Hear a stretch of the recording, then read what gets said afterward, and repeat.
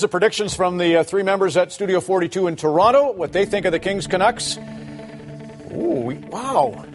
Now we've got some news. PJ has Kings and Kelly has Los Angeles. So only Glenn standing by the number one team in the National Hockey League. Okay. Well, first, before we get to that, Jamie on the floor, going to come up and attack two of the panelists. But Jamie, how about a question from you?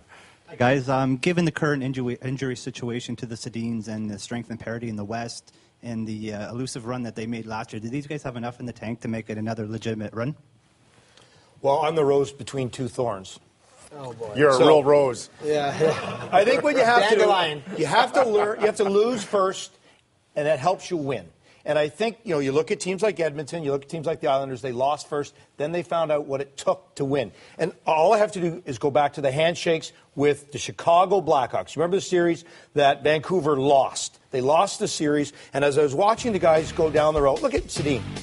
You lost the series. Get the smile off your face. Look at last year when they lost to Boston. This just look like a guy who's yucking it up, having a good time. So I really believe, they've got 9 defense, they've got 2 goalies, they've got more scoring depth up front, and they figured out losing. Now they're going to figure out winning. I love Vancouver, but the fact is there are upsets, and I'm picking Los Angeles not only to scare them, but to upset them, and mainly because Jonathan Quick, he's just, forget about a lot of these other goalies that are being nominated for the Vezina. I think that is the guy right now, and not only the Vezina, but the Hart Trophy. He's that important to the LA Kings. And then you throw in Kopitar, that I absolutely love this guy.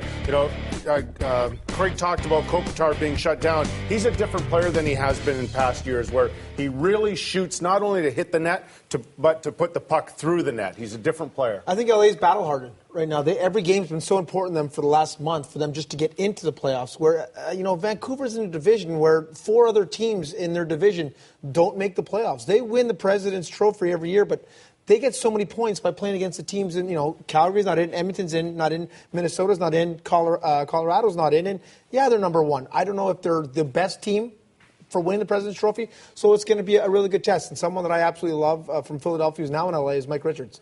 And I think he's the ultimate playoff performer, and I think he brings it. I think he brings it all the time, and I don't know how. He has a little bit of what Boston had last year.